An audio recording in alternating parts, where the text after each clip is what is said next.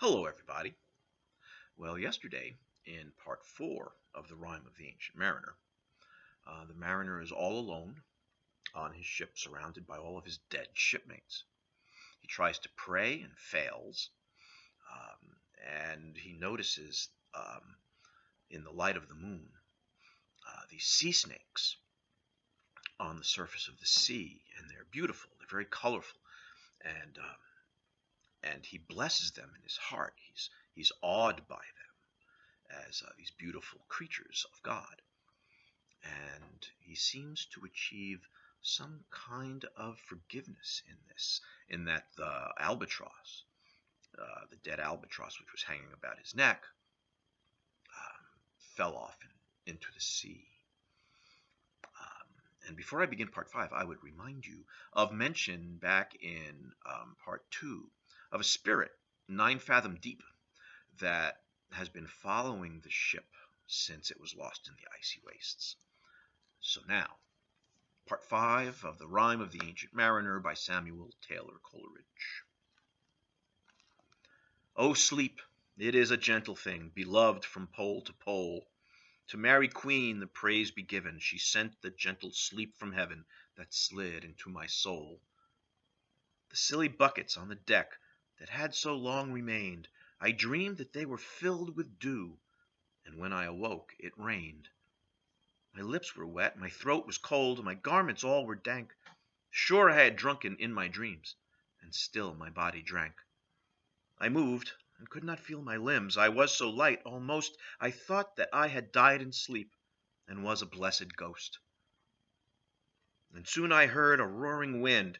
It did not come anear, but with its sound it shook the sails that were so thin and sere. The upper air burst into life, and 100 fire flags sheen. To and fro they were hurried about, and to and fro and in and out the wan stars danced between. And the coming wind did roar more loud, and the sails did sigh like sedge, and the rain poured down from one black cloud. The moon was at its edge. The thick black cloud was cleft, and still the moon was at its side. Like water shot from some high crag, the lightning fell with never a jag, a river steep and wide. The loud wind never reached the ship, yet now the ship moved on. Beneath the lightning and the moon, the dead men gave a groan. They groaned, they stirred, they all uprose, nor spake nor moved their eyes. It had been strange, even in a dream, to have seen those dead men rise. The helmsman steered, the ship moved on, yet never a breeze up blew. The mariners all 'gan work the ropes where they were wont to do. They raised their limbs like lifeless tools. We were a ghastly crew. The body of my brother's son stood by me, knee to knee. The body and I pulled at one rope, but he said naught to me.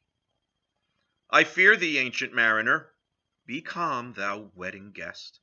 'Twas not those souls that fled in pain, which to their courses came again, but a troop of spirits blest. For when it dawned, they dropped their arms and clustered round the mast. Sweet sounds rose slowly through their mouths and from their bodies passed. Around, around flew each sweet sound, then darted to the sun. Slowly the sounds came back again, now mixed, now one by one. Sometimes a dropping from the sky, I heard the skylark sing. Sometimes all little birds that are, how they seemed to fill the sea and air with their sweet jargoning. And now 'twas like all instruments, now like a lonely flute, and now it is an angel's song that makes the heavens be mute.